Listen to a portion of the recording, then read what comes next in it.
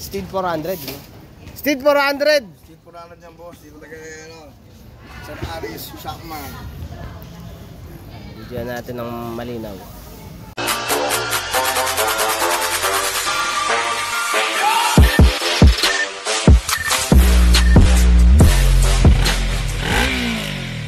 Putik, ang dumi.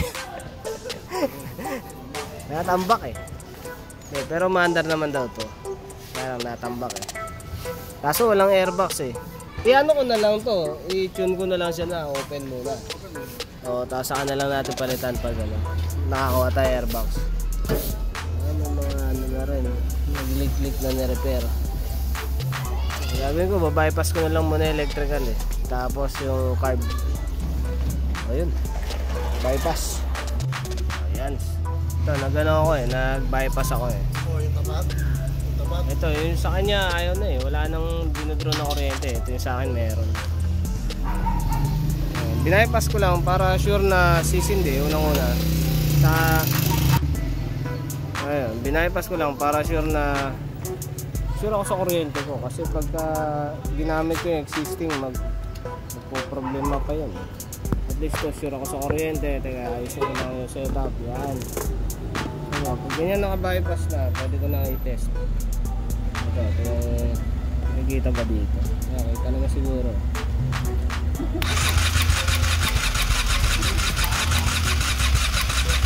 Nakikita nyo ba? Dito.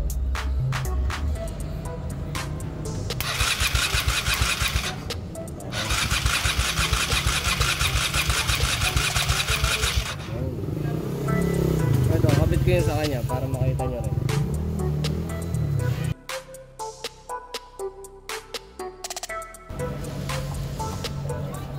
Ito yung sa akin.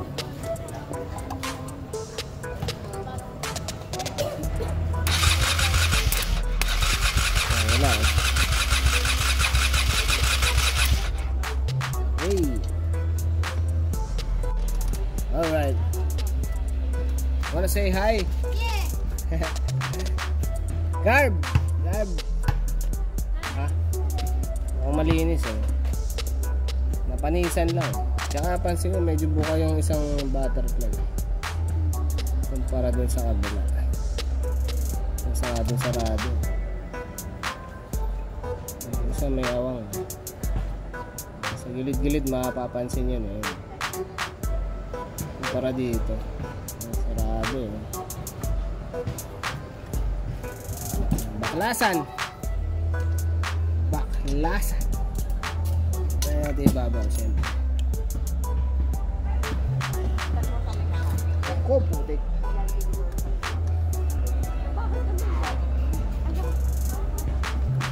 Ito na yung gitid yun.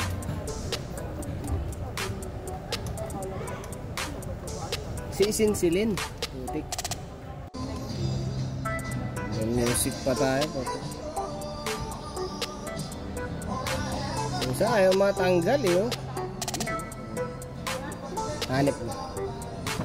Pakatigas ang putik. Palitan ko lang ng main jet, ng needle jet, tsaka pilot. Basta nilinisan lang. Hindi ko na masyadong binrush kasi papaanda rin ko lang. Kaya mapasindi ko muna eh. Para makakita ko ang kondisyon ng makina. Tapos ayun, palit ng mga float valve. Kasi yun, pwede na isara. Yung gasket, palitan ko na rin pala. Wala yan, pisat na pisat. Ayan, medyo buo na yung yung carb. Natakpan ko na rin. Panilitan ko na rin ng mga stainless na tornilyo. Siyempre, alright. Itong fuel screw naman, magkaiba ng itsura.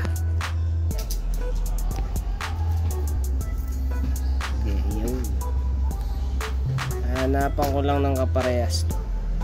Kung meron pa ako niyan. Yan. Ayan, nakuha akong kapareho. Parehas silang luma. Ayan, game na. Nilagay ko muna yung CDI ko, syempre, para mandar. Kasi wala kang kuryente yun sa kanya.